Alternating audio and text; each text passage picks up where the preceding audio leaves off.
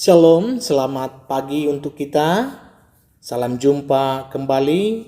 Renungan kita pagi ini topik 4 tanda ketakutan mempengaruhi penglihatan Anda. Nas dari Filipi 4 ayat 19. Allahku akan memenuhi segala keperluanmu menurut kekayaan dan kemuliaannya dalam Kristus Yesus. Pernahkah Anda memperhatikan bahwa rasa takut membuat Anda sengsara? Melihat hidup Anda dan masa depan dengan mata ketakutan tidak akan pernah menghasilkan kegembiraan. Setelah mata-mata memberikan laporan mereka tentang tanah perjanjian kepada Musa, kebanyakan negatif. Berikut tanggapan orang Israel di Bilangan 14 ayat 1 dan 2. Lalu segenap umat itu mengeluarkan suara nyaring dan bangsa itu menangis pada malam itu. Bersungut-sungutlah semua orang Israel kepada Musa dan Harun, dan segenap umat itu berkata kepada mereka, sekiranya kami mati di tanah Mesir atau di padang gurun ini. Nah, itulah yang kita sebut pesta kasihan besar-besaran. Orang Israel sangat takut dengan apa yang akan terjadi, sehingga mereka hanya ingin mati di padang gurun daripada mempercayai apapun yang Tuhan sediakan bagi mereka. Ayat-ayat dari Bilangan 14 ini menyertakan 4 tanda peringatan.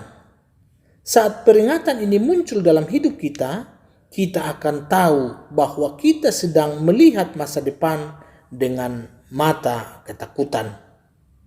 Yang pertama, kesedihanmu bertambah. Depresi dapat disebabkan oleh banyak hal, dan itu merampas kegembiraan kita. Jika kita merasa sedih, mendorong kegembiraan kita. Pertimbangkan apakah kita membiarkan rasa takut mengubah cara pandang kita. Yang kedua, keluhan kita meningkat.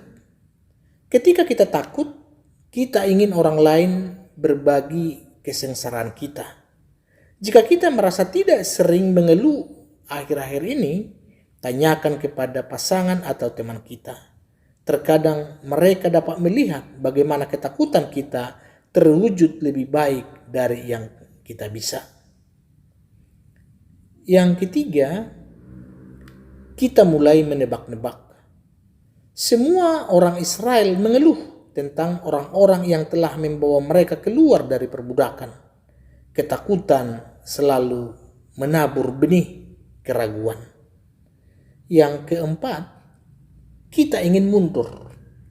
Karena cara pandang mereka begitu condong oleh rasa takut, bangsa Israel berpikir lebih baik mati dalam perbudakan di Mesir. Tentu saja mereka tidak benar-benar menginginkan itu. Tapi saat kita hidup dengan visi ketakutan daripada keyakinan, kita tidak bisa melihat masa depan dengan harapan. Kita tidak ingin menjadi seorang yang mengeluh dan selalu melihat ke belakang. Itu sebabnya Tuhan ingin kita melihat masa depan melalui mata iman, bukan ketakutan. Mulailah menumbuhkan iman kita hari ini dengan mencadangkan waktu yang disengaja dengan Tuhan dalam firman-Nya. Dikatakan, Allahku akan memenuhi segala keperluanmu menurut kekayaan dan kemuliaannya dalam Kristus Yesus. Semakin kita mengenal Tuhan dan janji-janjinya, semakin terarah dan penuh sukacita kita akan bergerak menuju masa depan kita. Tuhan Yesus memberkati.